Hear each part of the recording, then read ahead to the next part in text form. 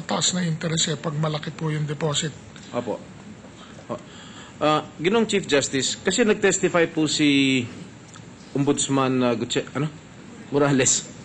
Ombudsman Morales dito po sa impeachment court na talagang halos kami ay nabigla at halos napaniwala niya kami na meron ho kayong, can I have a minute extension, Mr. President? Nagkaroon ng meron ho kayong $82 accounts in a total of $12 million. Sinabi nyo, and you deny it flatly, that you only have, as of now, $2.4 million. Never in a point in time na nagkaroon ho kayo ng 10, 11, $12 million. Am I right? Never po, never. All right. As a member of the JBC, you are the chairman as Chief Justice. Am I right? Chairman po. Yes.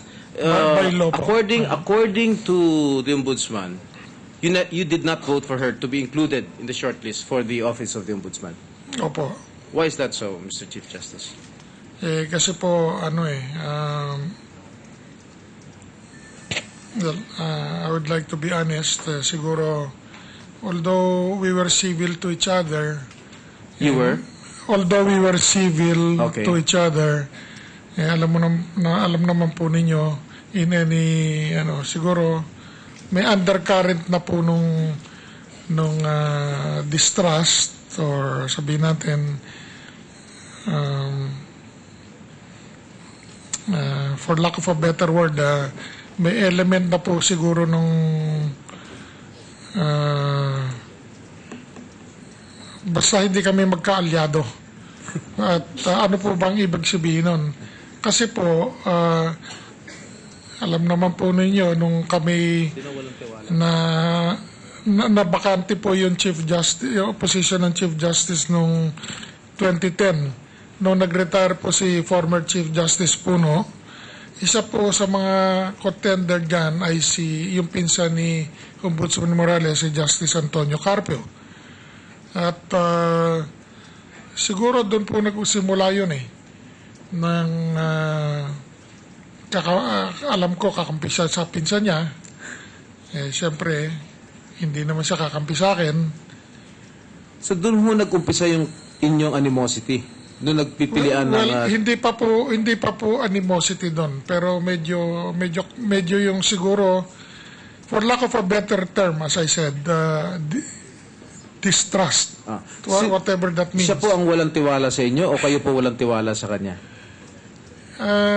Siguro pareho po. Pareho? Kasi tapos may nangyari pong incident pa after that before that, nung ako na nga po ay ang nahirang na Chief Justice, I felt there were many times I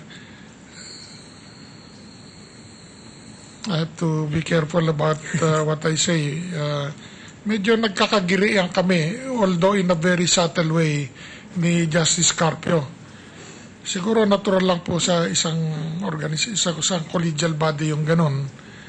Pero napupuna ko na even if I felt na tama ako, hindi ako kinakampihan ni Ombudsman ni Justice Morales. Kakampi siya sa pinsan niya for the sake of at least that's how I felt. Maybe she has her own version of things.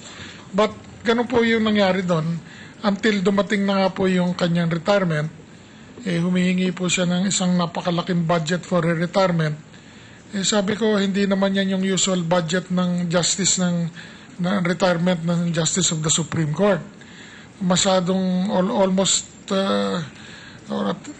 I don't know I cannot remember anymore the exact figure, pero at least po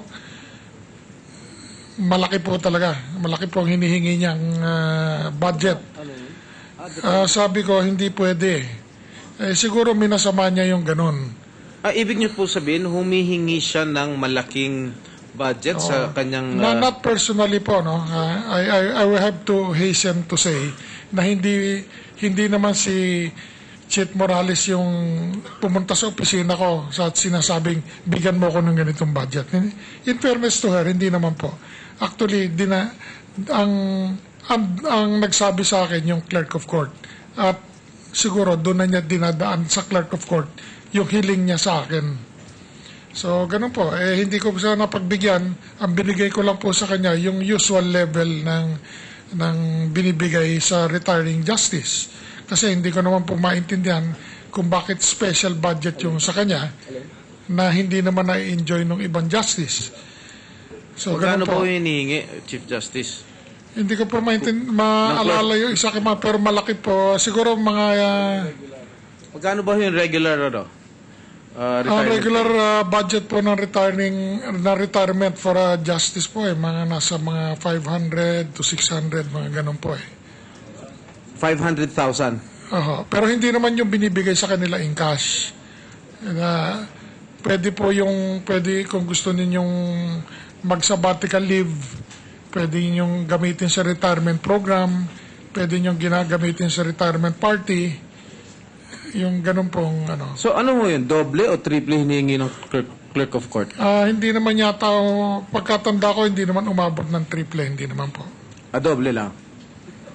At least po, at least. Meron pa ba kayong ibang alam na rason kung bakit ho siya magte-testify laban po sa inyo? Bukod dun sa mga sinabi niyo po.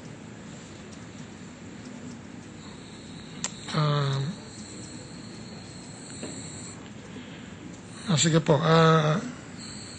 I think po, I'm sorry, I really apologize to this court to have to say it. Pero may tanong po si Senator Jinggoy Estrada.